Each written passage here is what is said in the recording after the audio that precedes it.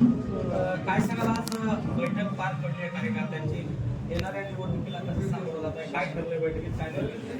आता आजची ही नगर परिषद त्या संदर्भात सगळे पदाधिकारी पण काही उमेदवारांनी पण हजर होते. सगळ्यांचा उत्साह पण आमचा पण उत्साह वाढलेला आहे की नक्कीच नगर परिषदेवर भगवा फडकणारच. बीड जिल्ह्यात 6 नगरपालिकाच्या निवडणुका आहेत. जिल्हा परिषद पंचायत समितीच्या देखील निवडणुका आहेत. शिवसेना शिंदे गट लागणार आहे, महायुती सुरू लागणार आहे का अपक्ष म्हणजे स्वबळाचा नाव आहे? आता आमची पहिली प्राथमिकता अशी आहे की आम्ही युती, आमची मनस्थिती युती बरोबरच लढण्याची आहे. पण सन्मानाने जर आमचं जागा वाटप झालं तिथं आमचा सन्मान राखला जाईल अशा पद्धतीने नंतर आमचं प्रेफरन्स असं आहे की आम्ही तिथंच लढायचं आहे. शेवटी पण हा आमचं मानस आहे, म्हणजे आमचं अभिप्राय मत आहे पदाधिकाऱ्यांच्या कार्यकर्त्यांना. शेवटी पक्षश्रेष्ठीचे निर्णय घेतील त्यानुसार आम्ही निवडणुकीला पुढे जाऊ. आणि जर समजा दुर्दैवावर किंवा दुर्दैवावर नाही झाली आणि समजा वरिष्ठ पातळीवरनं आपल्याला निर्देश आले किंवा युतीने स्वबळावर लढायचं आहे तरीसुद्धा आमची पूर्ण तयारी आहे. तरीसुद्धा आम्ही भगवा फडकूच स्वबळावर सुद्धा लढून नगर परिषदेवर भगवा फडकण्याचा आम्ही पूर्ण प्रयत्न करू. पूर्ण ताकदीने आमचे सगळे कार्यकर्ते पदाधिकारी सज्ज आहेत. ओके, एक मिनिट. चंद्रकांत नवले आपल्या बरोबर आहेत, पण सुरेश नवले सध्या कुठे आहे? चंद्रकांत नवले आपल्याकडे प्रवेश झाला, पण सुरेश अण्णा नवलेंचं काय? तुमच्याकडे नंबर असेल तर आपण विचारा. नाही, तुम्ही सांगा ना. आपण आप्पाच आहे, झाले तुमच्याकडे. तुमच्याकडे संपर्क आहे काय? आप्पा आले म्हणून ते असावे असं थोडं. आता गेल्या विधानसभा बघितलंय, मुलगा एकीकडे लढलाय, बाप एकीकडे लढलाय. दोन भाऊ आप्पा आले म्हणजे भाऊ बी यावं असं नाही आहे ना. पण ते बी कृत्यभर तुम्हाला काही दिवसात मिळत नाही.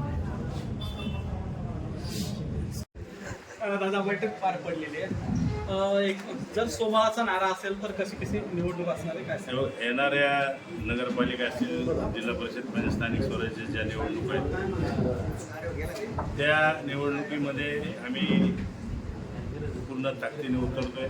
त्यासाठी पक्षाच्या वतीनं आमचे मराठवाडा सचिव पटवर्धन साहेब असतील, आमच्या जिल्ह्याचे संपर्क प्रमुख बापूसाहेब मोरे असतील, हे सर्व जिल्हा प्रमुख. कालपासून आम्ही 6 नगरपालिकेमध्ये बैठका लावल्या आहेत. त्यामध्ये जिल्हा परिषद पंचायत समितीचे बी आम्ही त्या ठिकाणी तयारीत असतो. पण या ठिकाणी ज्या नगरपालिका येणार आहे, जसं तुम्ही आता विचारलं की तुम्ही स्वबळावर लढणार आहे. आजपर्यंत पाठीमागं 2 वेळ स्वबळावरच आम्ही लढलो आणि यावेळेस पक्ष प्रमुख नेते आमचे एकनाथजी शिंदे साहेब आहेत. त्याने आम्हाला आदेश दिले की महायुती म्हणून आपण पुढे जावं. महायुतीच्या माध्यमातून आम्ही महायुतीचा धर्म पाळणार आहे. सन्मान आम्हाला त्या ठिकाणी चांगला दिला. आमच्या ज्या ताकदीच्या जागात आम्हाला त्या ठिकाणी मिळाल्या.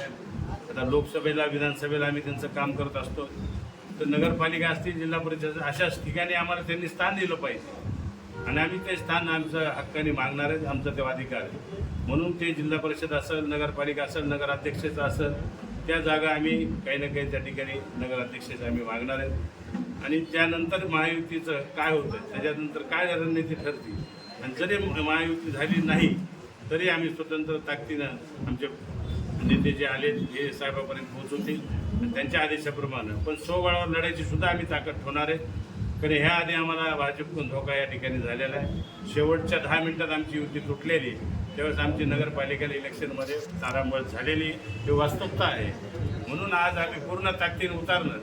शेवटपर्यंत हे निर्णय पूर्ण होत नाही, हे फॉर्म भरणं हे करणार प्रक्रिया, तोपर्यंत आम्ही तटस्थ त्या ठिकाणी सगळ्या जागेची तयारी करणार आहे. म्हणून येणाऱ्या काळामध्ये एकनाथजी शिंदे साहेब जे सांगतील त्याप्रमाणे बीड जिल्ह्यामध्ये या ठिकाणी आम्ही लढणार. त्यावेळेस पण धोका होईल असं वाटतंय का तुम्हाला? नाही, धोका होईल किंवा नाही हा भाग वेगळा आहे. आता आम्ही आमची मानसिकता पूर्ण ताकदीने लढायची ठेवलेली आणि धर्म युतीचा पाळणार आहे.